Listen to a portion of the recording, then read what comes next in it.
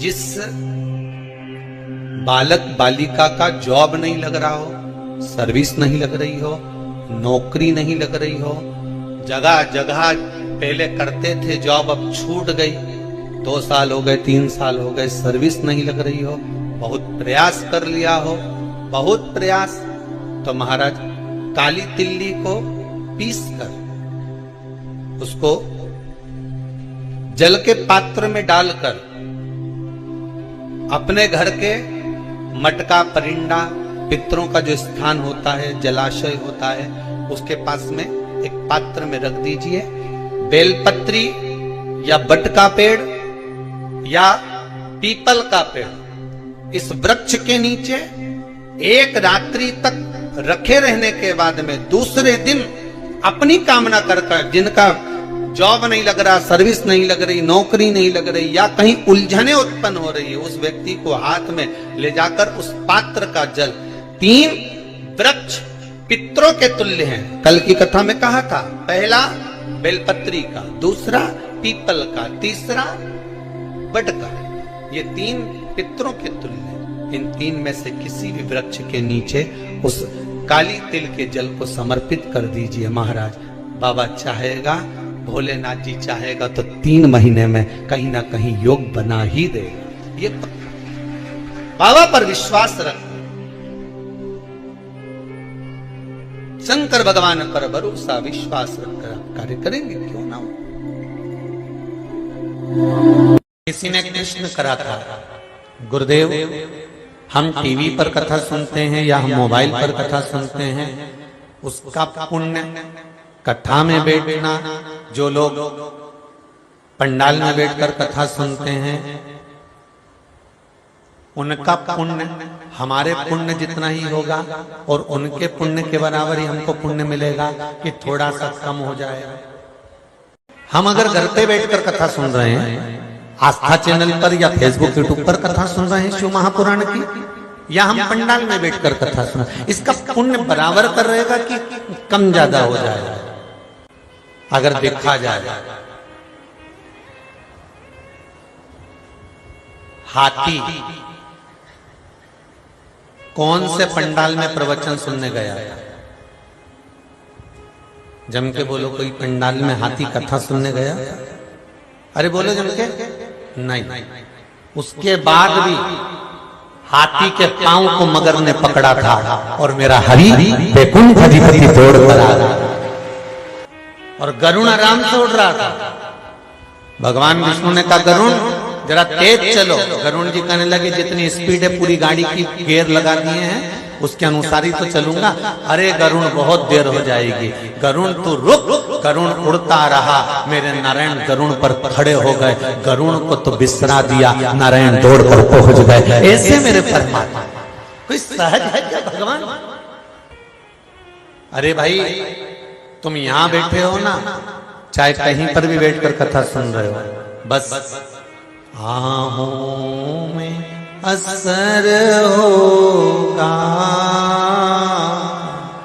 घर बैठे बुला ली, आहों में असर होगा, घर बैठे बुला ली। नेत्र के लिए शिव महापुराण की कथा कर रही है। महाराज भगवान शंकर का जो शिवलिंग है और शंकर भगवान के शिवलिंग के सम्मुख में उत्तर के भाग में जो जल बहता है, उसके बीच में एक मोटी सी लाइन होती है जिसका नाम हमने पहले भी कहा अशोक सुंदरी। शंकर भगवान की 6 लड़कियों में से 5 लड़कियों का नाम है जया, विषहरा, सामरीवारी, दोतली, देव, और शंकर जी की 6ठी लड़की है अशोक सुंदरी। महाराज ये अशोक सुंदरी का जन्म काशी में हुआ था, जिस काशी का नाम पहले नंदनवन था। क्या नाम था? नंदनवन। उस काशी में अशोक सुंदरी का जन्म, अर्थात माता पार्वती को भगवान भ्रमण कराने के लिए जब पार्वती मैया बोली आज मेरा मन कर रहा है कि अपन नंदनवन चलते, तो भगवान शिव काशी ले गए। पार्वती नहीं। और वहां उन्होंने एक वृक्ष को सम्मुख में बैठकर माता जगत जननी जगदम्बा माता पार्वती ने उस वृक्ष की साक्षी में उस वृक्ष से एक कन्या को प्रकट करा, जिसका नाम शोक को दूर करने वाली अशोक सुंदरी। महाराज जो शोक को दूर कर दे, दुख को दूर कर दे, उस कन्या को प्रकट किया। अब अशोक सुंदरी का जो स्थान है वो जहां जलाधारी है, जहां से पानी बहता है, उसके बीच में जो एक लाइन है वो अशोक सुंदरी का स्थान है। बहुत ध्यान से सुनना महाराज कथा। और अभी तक शायद टीवी पर यह क्रम मिला भी नहीं होगा जो क्रम आज वर्णित किया जाए। अशोक सुंदरी की जगह मध्य भाग, समझ में आ रहा है ना सबको? फिर अच्छे से समझ लो। ये शिवलिंग, ठीक है, ये जलाधारी जहां से पानी नीचे गिरता है, ये दोनों पूरा गोल भाग, यहां से पानी नीचे जा रहा है, तो इसके बीच में जहां से पानी जाता है उसके बीच में जो स्थान है वो अशोक सुंदरी का स्थान है, शिव जी की बेटी का स्थान। अब शंकर जी की जो बेटी का मध्य भाग में स्थान है अशोक सुंदरी का, वहां पर आपको शहद की 7 बिंदी रखना है। और जो ये शिवलिंग रखा है, इस शिवलिंग के तुम पीछे की ओर बैठे हो, यहां बैठे हो ना आप दक्षिण में, तो यहां बैठे हो, तो पीछे का जो शिवलिंग का भाग है इस पे आपको चंदन का लेपन करना है महाराज। शिवलिंग के पीछे के भाग में, अर्थात जहां आप बैठे हो, पूरे शिवलिंग पर चंदन नहीं लगाना, जहां आप बैठे हो उसके सम्मुख भाग में आपको चंदन का लेपन करना है महाराज। एक पीला चंदन होता है और एक लाल चंदन होता है। लाल चंदन कभी आप किराने वाले की दुकान पर जाएंगे तो वहां पर आपको लाल चंदन प्राप्त हो जाएगा। आपको जो लेपन करना है वो लाल चंदन का लेपन करना है। आपको पहले भी कथा में बताया कि शंकर भगवान को कुंकू नहीं चढ़ता, रोली नहीं चढ़ती, क्योंकि बाबा को अगर चढ़ता है तो लाल चंदन चढ़ता है। तो लाल चंदन का आप जब लेपन कर दें, लेपन करने के बाद शहद की 7 बिंदी आपको अशोक सुंदरी वाली जगह पर रखना है महाराज। रखने के बाद बाबा से विनती करना है और चंपेश्वर महादेव का स्मरण करना है। चंपेश्वर महादेव का स्मरण कर कर हाटकेश्वर महादेव का नाम लेकर बिंदी को लगाना है।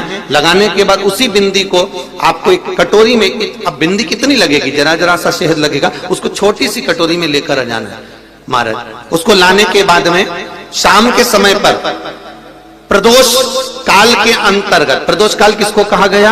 सूर्य अस्त जब होता है, सूर्य अस्त के समय से 1-1.25 घंटे का जो समय वर्णित किया गया वो प्रदोष काल का वर्णन किया गया महाराज। तो उस समय पर नैनों में उसको काजल जैसा लगाना है और ऊपर की ओर देखना है। लगभग 1 मिनट देख लिया, 1.5 मिनट देख लिया, बहुत है महाराज, उतना बहुत है, काजल जैसा लगा। एक कटोरी में जो तुमने चंदन लगाया है उस चंदन को निकाल कर लाना है और आंखों के नीचे भाग में उसको समर्पित करना है महाराज। ये 2-3 चीजों में काम आता है। एक तो नेत्र की ज्योति बढ़ाने के लिए, जो चश्मे वाले नंबर हैं उसको उतारने के लिए। दूसरा, नेत्रों के नीचे जो कालापन आ जाता है उसको मिटाने के लिए इसका प्रयोग किया जाता है महाराज। तीसरा, इस शहद का प्रयोग नारी के जो रजो धर्म से जुड़ी हुई तकलीफें होती हैं, नारी के रजो धर्म से जुड़ी हुई जो प्रॉब्लम होती है, उसमें भी ये शहद काम आता है महाराज। इस शहद का केवल प्रदोष काल के समय इसको चाट लिया जाता है, तो उससे भी नारी के जो रजो धर्म से जुड़े हुए प्रॉब्लम होती है उसमें भी उसको अंतर जाता है। तो हाटकेश्वर महादेव और दूसरा जम के बोलिए चंपेश्वर महादेव, इसका स्मरण आपको करना है। इसको धारण कर कर आप सुख को प्राप्त कर। तो भगवान शिव देने वाला है, बस आपको प्राप्त करने का एक स्थान, शंकर को रिझाने की एक जगह, शिव को प्राप्त करने का एक स्थान होता है जहां से हम शिव को प्राप्त कर सकते हैं, जहां से हम शंकर को प्राप्त कर सकते हैं। 1 रुपए कमाओ, 1.25 रुपए खर्च होता हो, पैसा हाथ में नहीं दिखता हो, तो शिव महापुराण में बड़ा सुंदर वर्णन किया गया। दीप महत्वता, घर में 2 दिए हमेशा रखना चाहिए, घी का दिया हो चाहे तेल का दिया। ज्यादा से ज्यादा दियों को बदलना नहीं चाहिए। जैसे मालूम पड़े आज ये वाला दिया लगा दिया, फिर 15 दिन चला उसको फेंक दिया, दूसरा दिया लगा दिया। शास्त्र कहता है, शिव महापुराण कहती है, जिसके घर में दिया एक लेता है और वही दिए में निरंतर बत्ती लगती रहती है तो उसके घर में संपदा की वृद्धि होती रहती है। दिया ज्यादा नहीं होगा। संपदा बेलपत्री के पेड़ के नीचे सोमवार के दिन किसी ब्राह्मण को यदि या ब्राह्मण के बालक को खीर का भोजन करा दिया जाए, और यदि ये भी नहीं करा सके तो सोमवार की सोमवार शाम के समय अगर बेलपत्र के पेड़ के नीचे घी का दिया लगाकर आए, 5 सोमवार लगाकर आइए, अपने आप लक्ष्मी में बरकत बनना चालू हो जाती है, संपदा बढ़ना चालू हो जाती है। क्यों? रुद्राक्ष का वृक्ष भगवान शंकर के नयन अश्रु से बना है और बेलपत्री का वृक्ष माता पार्वती के नयन अश्रु से बना। इसलिए बेलपत्री के पेड़ के नीचे शाम को दिया लगाने से लक्ष्मी की प्राप्ति होती है। व्यापार नहीं चलता तो लक्ष्मी आती है, कहीं पैसा डूब गया तो लक्ष्मी प्राप्त होती है। हजारों लाखों गुना पुण्य बेलपत्री के पेड़ के नीचे की मिट्टी का शिवलिंग बनाकर पूजन करने से प्राप्त होता है। श्री शिवाय नमस्तुभ्यम। मेरे चैनल को सब्सक्राइब करें, बेल आइकन प्रेस करें, जिससे कि आपको लेटेस्ट वीडियो की नोटिफिकेशन मिल जाएगी।